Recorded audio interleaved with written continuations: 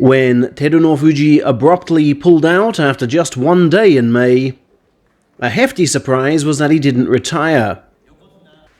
Why else had he rushed himself back into March, turned the April tour into a farewell lap, then rushed himself into May? There had seemed no point to any of that unless he'd resolved to bow out.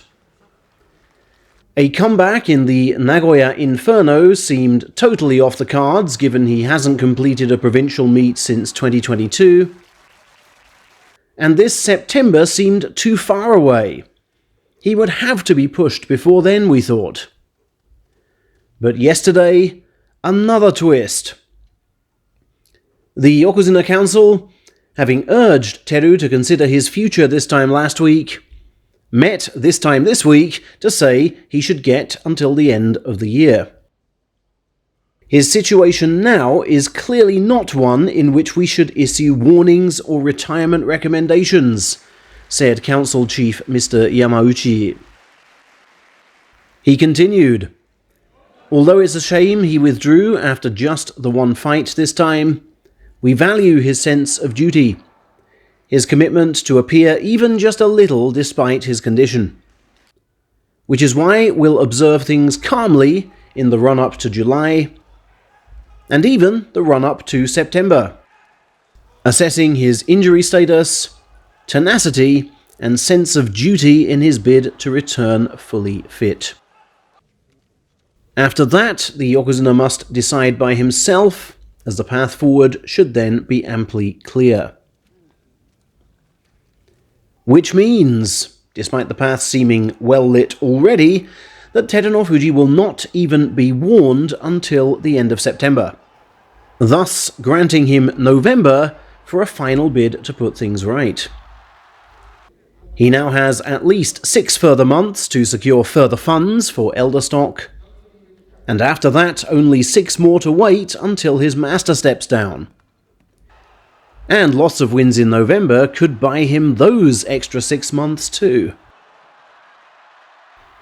The key thing to bear in mind is that this is very tight stage management. The council will never push him to go before the man himself is ready, nor without the sumo board's assent.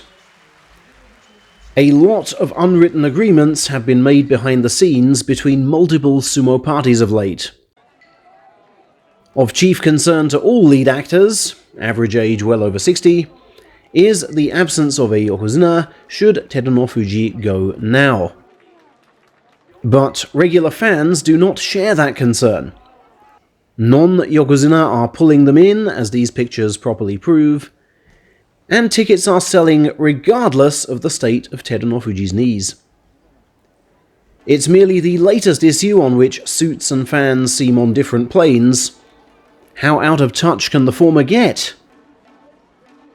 Nobody here will boycott July if Terunofuji quits now, right? Regarding potential replacements for him, Coach Nishonoseki has given his view on Golden Disciple Onosato.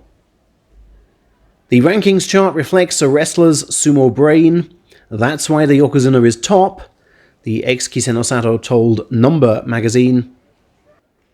Anyone with pure sumo ability can get to Sekiwake, he continued, but without that outstanding sumo brain, they are never making Ozeki. Onosato right now needs to use his head more against Hoshoryu. He can't keep getting beaten by him in nearly the same way each time. Overall, Onosato is still a work in progress. He can't be ecstatic about a 3-loss title. We've got to get that loss count down to 1 and then possibly 0. He needs a tachiai with which he can crush his foes from the off. I still have much to teach him. He's not even 10% of the finished article yet. Nishonoseki's feel-good factor will be boosted some more tomorrow, as Onosato's attendant Kaio will have his second-tier promotion confirmed. But will either ex-Nihon Sports Uni man still be at this stable in 4 months' time? For September 2024 is when Nakamura stable opens, and Coach Nakamura recruited them both.